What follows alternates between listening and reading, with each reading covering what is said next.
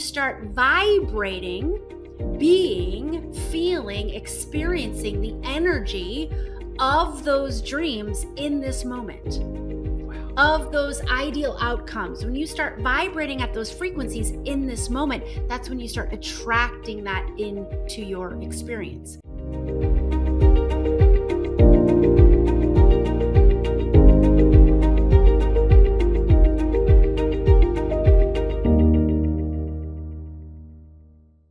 Hey, y'all, it's Danny C. Welcome to the Happy Life Agenda podcast.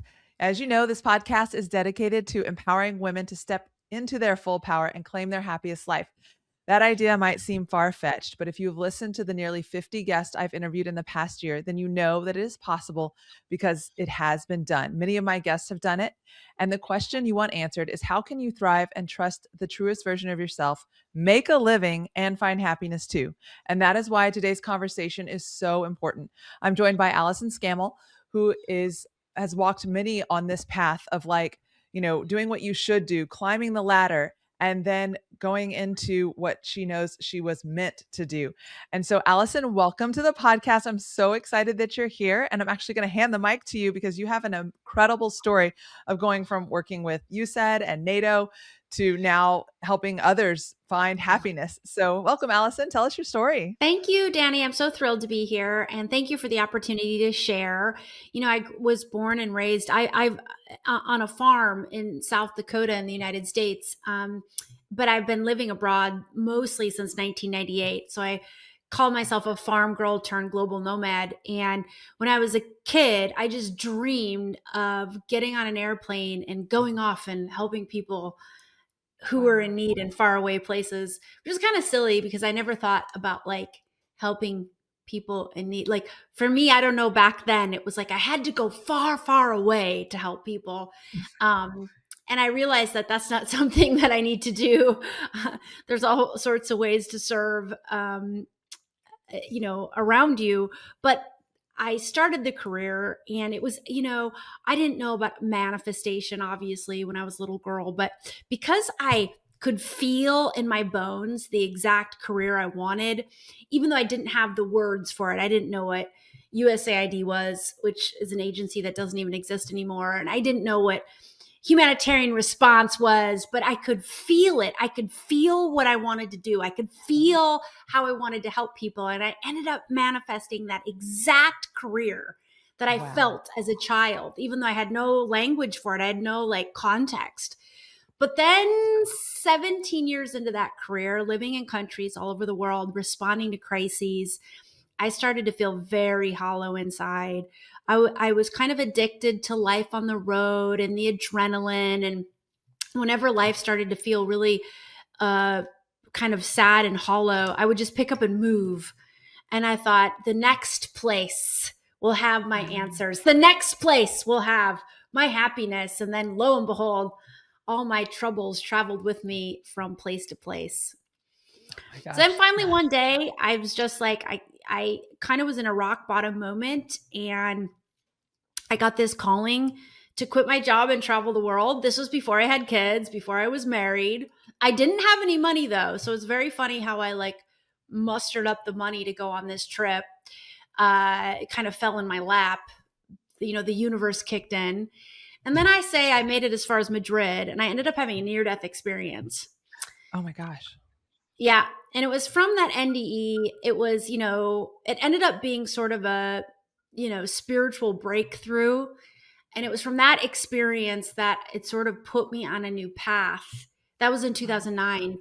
And then I started walking this new path that I've been on ever since. And that led me to coaching and intuitive business coaching. I work with a lot of soul-guided coaches, healers, and creatives to help them activate their spiritual gifts and then create a business that is both prosperous, but also feels more like a sacred practice, like something that is led from their heart. Oh, I love that. I love that so much. And that's really, what resonated with me, and I'm sure anyone that's listening, is you talk about running a business with energy, not effort. And for I say that as doing versus being. And, you started this conversation is going after that corporate career and that the thing that you should do. And it feels good for a while, but then you start to feel hollow. So I know the switch from doing and being is very hard. And I think I'm still kind of like going back and forth with it, but you're able to help people, put that into practice. And so I think you call it energy led leadership. So can you talk us through how you kind of help people get to that place and what practice looks like? Yeah, so I teach a methodology called Soul Blueprint, and it's really about accessing what I call your spiritual gifts. And, depending on, some of your listeners might be more on the spiritual side and some of them may be less. It doesn't really matter. What we're talking about is energy and intuition. And I think we all can agree that at the end of the day, we are humans vibrating at an energetic frequency, and that we have this inner voice inside. And whether you believe it's God or however you define guide, there's a higher power, there's an inner guidance system that's led by something higher than just our brain and our human suit, right? So that's really what it's about, tapping into our own energy and aligning our energy. And if any of your listeners are interested at all in law of attraction and like attracts like and all that stuff, which I believe law of attraction is a thing. I mean, we're always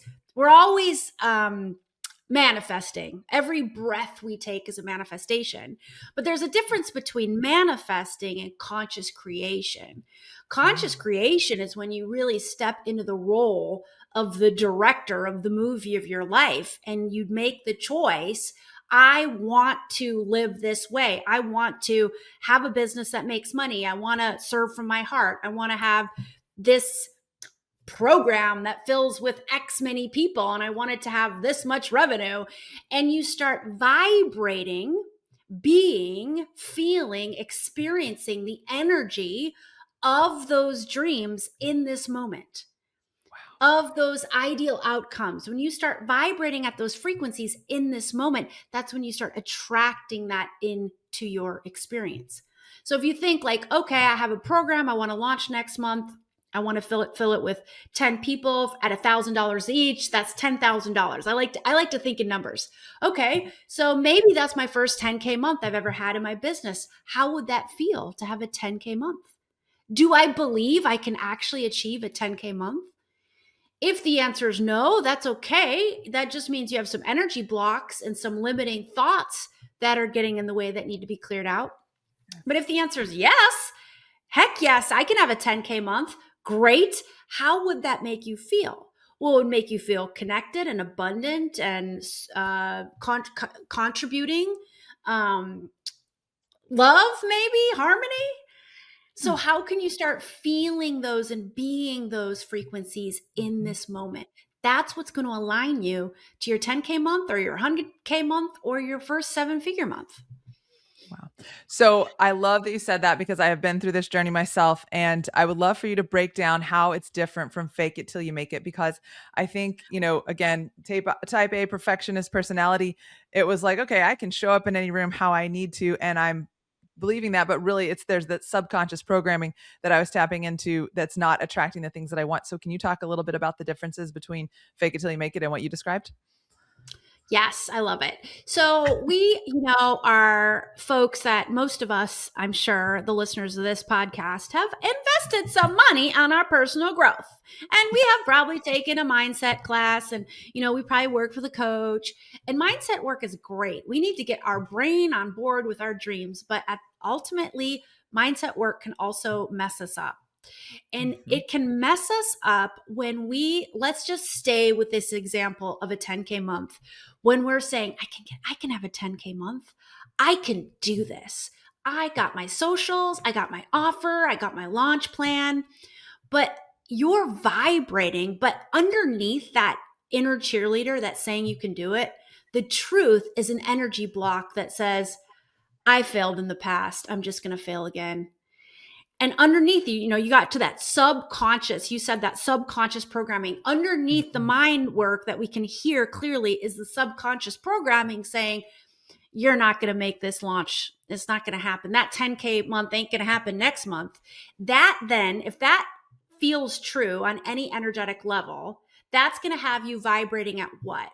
Lack, doubt, failure, sadness, anger, low vibrational frequencies. Low vibrational frequencies do not are not an energetic match of your first 10K month in business or True. wherever you are. If you've already had your first take, think of your next income goal, Mhm. your first 50K month in business. So we Mhm. want our frequencies to be a match.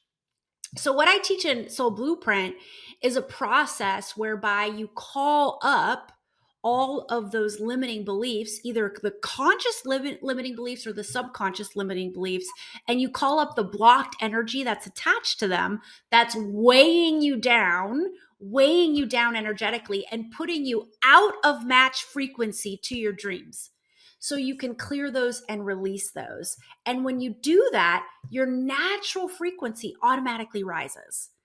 When you do that, you're you don't have to try to think a positive thought. You don't have to train your brain for a positive thought. You just have to be. What's underneath our energy blocks is truth. Truth like, I can do this. If my heart is calling me to a 10K month, I can achieve a 10K month. Of course I can do this. Of course I've got this. Hello. Of course I'm creating massive value in the world. Yes. Oh my gosh, that's so amazing. I love what you just said there. So let's talk about the unblocking a little bit because that's one that it starts to dabble in the woo for some people, and but it's all really true because even if you don't have this like big massive trauma in your life, our parents, this isn't any dig on parents, but they're not always operating from wholeness. All of us we're born whole, but things happen to us that keep us from being whole, and then you raise kids. So I've heard things of like, oh, from 0 to 7 is where all of this blocking exists, from 0 to 14.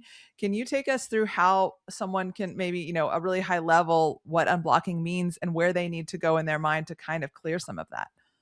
Yes. So there's a couple different ways to answer this, and I want to honor everybody's belief system. So your belief system is what's true to you, and I honor that fully and Yes. completely.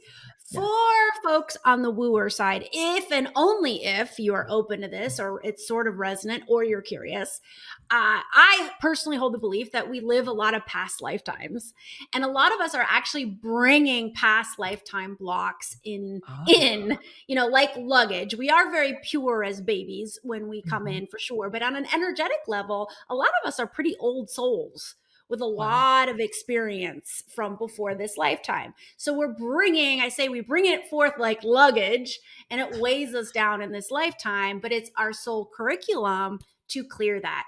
If that's a Huh? stretch for you, I'm with you. I feel you. Go with what feels true for you. And you can really think about when you are born into your family, there is the ancestral wounds, the wounds that Mhm. we just inherit from our ancestral line. I have a client who was born in abject poverty. Now she has a really successful business, but her parents were poor, her grandparents were poor, her great grandparents were poor. So Mm. she just grew up in this lack poverty mindset that told her if you get any money, you need to blow it right away because you may not know when money comes in again. So I've been Ah. working with her, for example, just to release these blocks, release these patterns, rewrite the Mhm. patterns. And Yes. for her, she held a lot of belief that it's not safe to hold money. If you have Mm. money, something bad will happen to you. So we had to do a lot of work with her to say that money is safe. I am safe when I have money, and I'm safe to receive a lot of money. Lastly, there is current lifetime trauma. And even if you think, well, I had a happy childhood and I had nice parents and I live a Mhm. pretty, good life, we still have trauma inside of us. Things when we were a child, the times where your parents said something that they didn't realize what they were doing at the time, but it really cut you, like it really just hurt. Like those little moments in time, we can kind of brush it off like, oh, it was no big deal, at least I wasn't like starving. But Mhm. some therapists or coaches call it little t trauma. It's those little instances in time where it actually does create a lot of emotional pain. And if we don't process that pain in the moment, what we do, it's a survival mechanism. We take it, we ball it up. I mean, we don't do this consciously, but on an unconscious Right. level, we ball it up and we chuck it in our energy system to be dealt with later so we don't have to Mhm. feel it. And certainly we do this as children because children can't process heavy emotions in the Mhm. moment. So it's when I was just thinking about this. I grew up on on a cattle ranch. And in the 1980s, anybody know any farm kid from the 1980s knows that all family farms were on the brink of bankruptcy, just on just the brink. So my money relationship is I grew up on the brink of losing it all. The most Oh. important thing in a family farmer's life is the farm. So I grew Mm. up with this brinkmanship. And I'll never forget, I was at my neighbor's house. The closest neighbor was 2 miles away. The only friend my age, even near me at all, I was at her house, and we had the reputation, our family, of being rich. We were not, but we had a nice farm. It wasn't a wealthy area. So if you were rich, you were just sort of middle class, right? And so Mhm. people would always call my family rich. But then we almost lost the farm. And so, the town gossips were like, oh, Stroshans are losing their money, right? That was my maiden name. Mhm. So I remember to this day, I was just thinking about this, Danny. I must have known that this was going to somehow come up in this podcast, that the neighbor girl said to me, oh, well, you guys used to be rich, but you're not anymore. Oh. And I just remember it was like so painful. Like it was like, not, in the grand scheme of things, not that big of a deal, right? Just like two young girls, being not nice to each other. But it really cut through my heart. And Mhm. I carried that like my family, because it was so much more than those words. It was the whole family farm on the brinks of collapse. And Right. we might not make it, we might not survive. And that gets pretty heavy.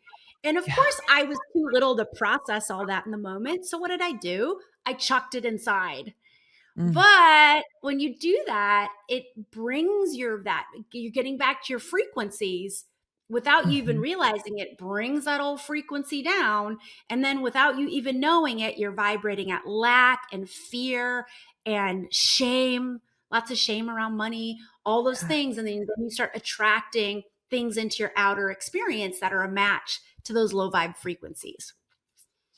Oh my gosh, those are such great explanations of what's happening, and so thank you for sharing that because it is. I have a business partner who she does the past life stuff, and she shared some of the really intensities with that, and that's not something I've delved into yet. But just hearing people who have gone through these experiences, there is so much that we carry with us, and even doing the exercises to look back at my family patterns and then my childhood, there's there's a lot there, and so to anyone's listening, like she said, respecting all belief systems. This is about, whatever higher power God gave you or whomever you believe in, this intuition and this ability to tap into that and be your best self. And that's what we're asking for here.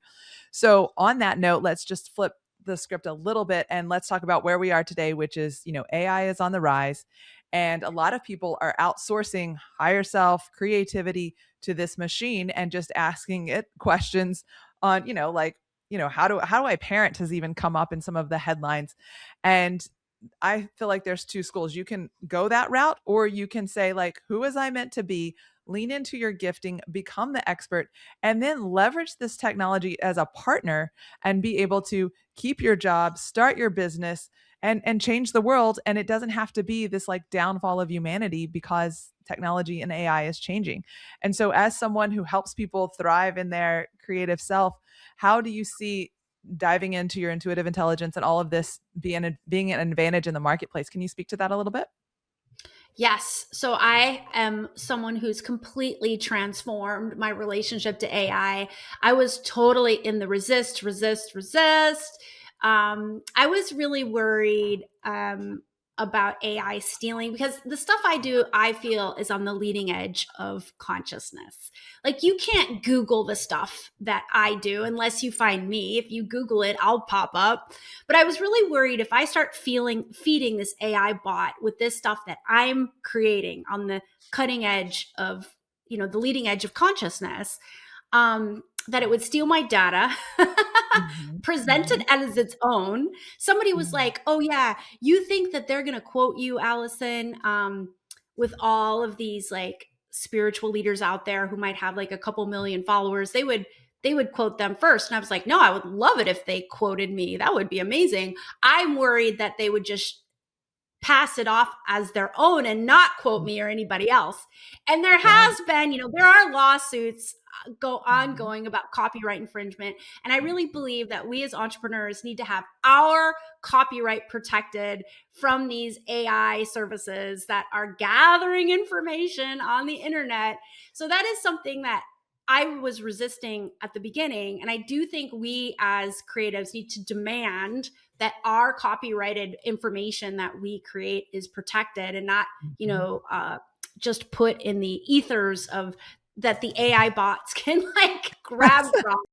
I hold that like we need the ethical implementation of AI Yes. ultimately. However, that said, dot dot dot, I am now all in on AI. I saw that the train is going to leave the station whether I'm on it or not. So I decided to hop on.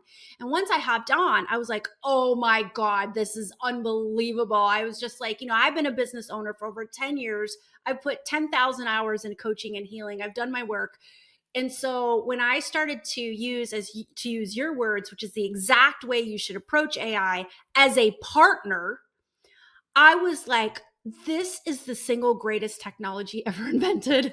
I was like, because I have put the hours in, right? I Yes. have done the Yes. work. And now I just have this Absolutely. super brain that I can call Mhm. on to make my work better. And Yes. that's what I really encourage listeners.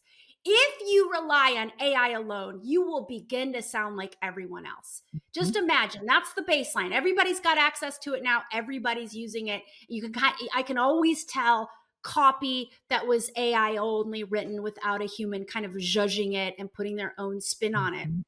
We Mhm. want to remain and be those people who are on the leading edge of consciousness or creativity, Yes. using your signature, using your voice with AI as the tool to help us get a whole heck of a lot more done in a short amount of time and just polish it, elevate it, amplify it, Yes. make it a little bit more sophisticated. But ultimately, your higher self, your inner voice, your intuition, whatever you call it, is always in the lead, always making the big choices, even if Yes. AI is giving you options on copy and do you like A, B, or C, even that in my book should be higher self led, but okay. But ultimately, as you're co creating, higher self and the big choices are always led by higher self. Oh my gosh, love that. Love that. I've been working with a couple of AI experts, which I'll be having on my podcast soon. So to touch on the first thing that you said, one of them, she is into AI safety, and I'm so excited to interview her because what her company is doing is called Pure Cipher for anyone that wants to look it up. And she's going to work on a seal that we can all buy into that helps you protect, kind of put a seal on your whatever you're working on and protect that intellectual property and have checks and balances for if the data is being poisoned, if somebody's tapping into your well, all of that type of stuff. So we do have people that are working on that, and we should promote them because this AI safety thing, it's kind of like oh, do we want the money or do we want to be safe? And we can have both. We just need to elevate it, right? And I so love then, to hear that. I feel like AI safety, it's like, yeah, bring on the technology. I love technology. I'm not trying to be a naysayer. And I'm a very spiritual person who's pro tech. But really, we need everything you just said, the seal, like people's data deserves to be protected. And this is how we all save our jobs ultimately. Because if not, then the AI can just do my work for me. They can do my soul blueprint program because I put it out there, the AI grabbed it and it can replicate it and send it out. So why you need me anymore? And that's the same for all of us. It really, really needs to be protected and we need to demand it. And as you said, promote the people who are doing the good work, which you're doing. So well done. yeah, thank you. Well, let's tap into what you just said right there is that the other piece of that is, just going to AI, asking it questions and not having that higher self and that consciousness that created that, that's mediocrity. And, we have been allowed to be mediocre for years. Is if you checked some boxes, the promise was you got stability, go to college, work hard, and you can sail into retirement. Those days are gone. And so what, I'm sure you could probably even talk about the next era that's coming up because there's been lots of conversations about that, but is you have to lean into your higher self and you have to do more. You can't be mediocre anymore. So I don't know if you want to touch on that, because one of the things that you do is you help people get clarity of mission, because the higher consciousness is one thing, but then how do I apply that into something that will thrive in this world? And that's the clarity. And then that gets you out of the mediocrity, partnering with the AI. So do you want to touch a little bit on that, is kind of how you help people get clarity toward a mission that, translates into this space, this world? Yes. And I want to agree wholeheartedly that we just can't be we're not here to be mediocre. That is Yes. not Amen. our mission in life. And I believe that job security is soon already becoming a thing of the past. Like, just Mhm. a quick little Yes. anecdote. When I worked for USAID, it's a government agency. It doesn't exist anymore, where it managed foreign aid, right?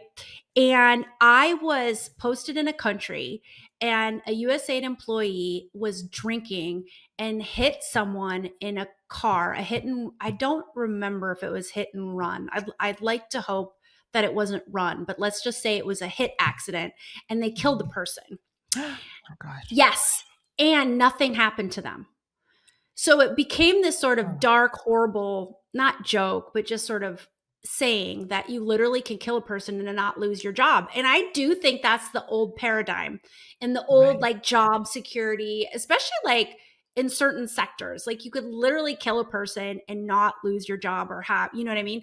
But Yes. now that agency that literally slapped someone on the wrist for killing somebody no longer exists. Good point. Why? Because I think it's a reflection of where we are in human consciousness, that job security is really a thing of the past. And Yes. so that is nothing to make us scared. It is the invitation and the opportunity just to step up, Yes. elevate. And Yes. no, you don't need job security. You just don't need it, especially when you, getting to your question, start aligning to your unique genius. You start aligning to your soul mission. You Mhm. use AI as a tool to elevate and polish, but you're the one leading it with your gifts and your mission. That's what makes you stand out and rise above the noise. That's what makes you better. And that's what ultimately will sell out your stuff, no matter whatever is happening in the market. It's a tough Yes. market right now, but I've had the best year I've had in years because of all of these things I'm talking about. The clients I work with have had the best year they've had in years. I just got off the phone with a client. The client who grew up in generational poverty, she just had her first 15K month. Wow. Yeah, Phenomenal. Yes. it's phenomenal. So yeah, so anyway, that's my soapbox speech. I'm totally with you. Let's just elevate. Yes. Oh my gosh.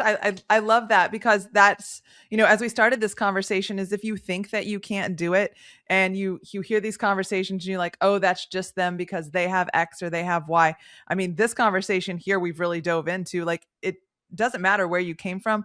You get the opportunity to choose and lean into the gifts that you were given and make them into something in this world profitable.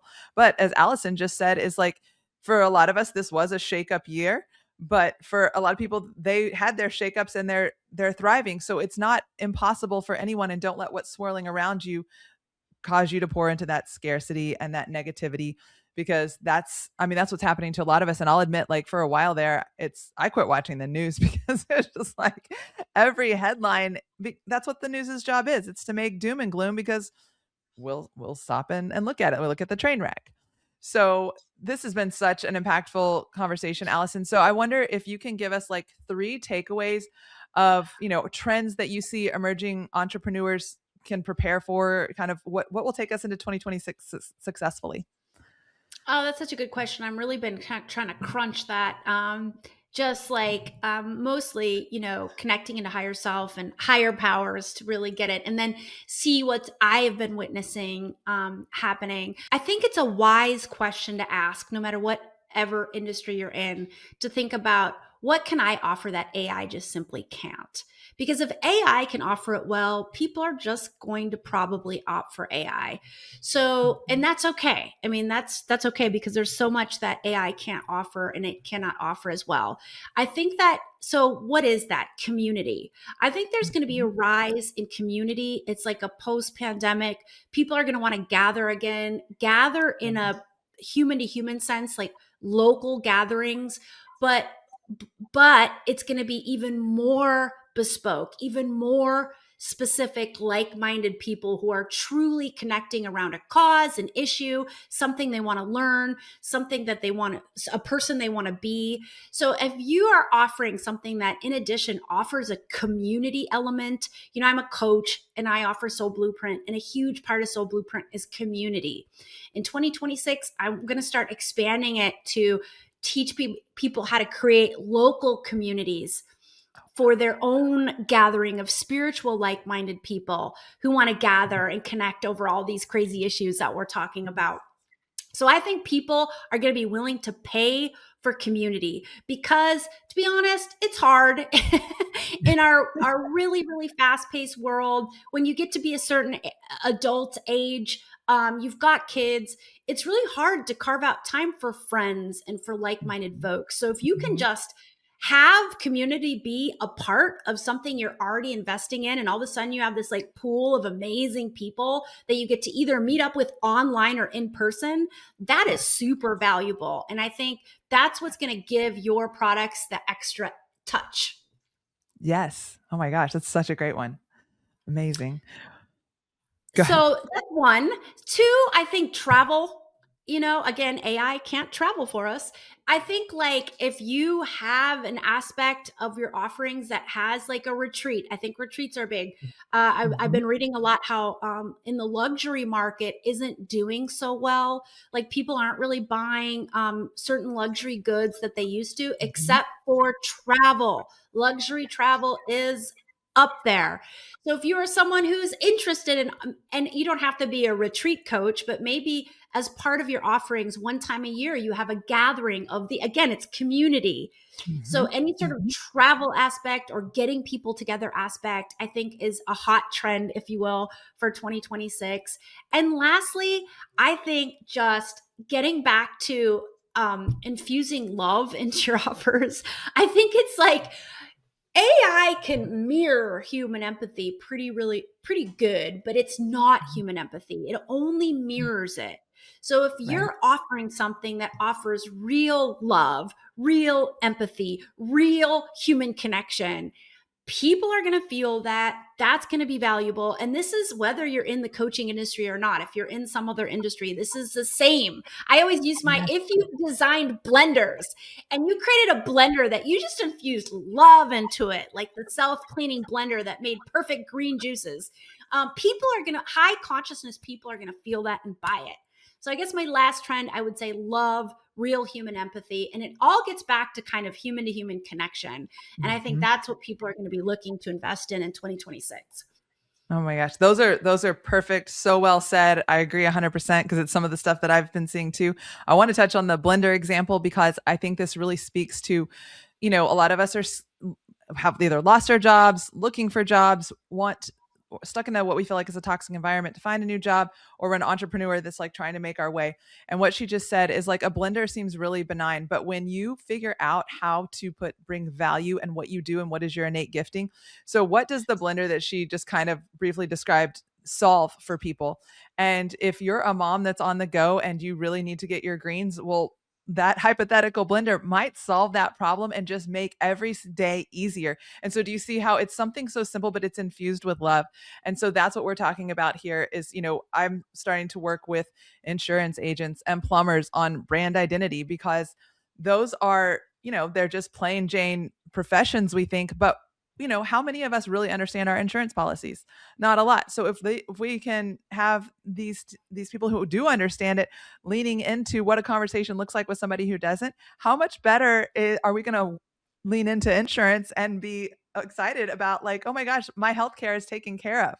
So that's the way that you have to think. And so, Allyson, thank you so much for just elevating these trends and these conversations in such an easy and relatable way. I had so much fun chatting with you, and I know that anyone that connects with you is going to have a blast too. So where can we connect and ask more questions?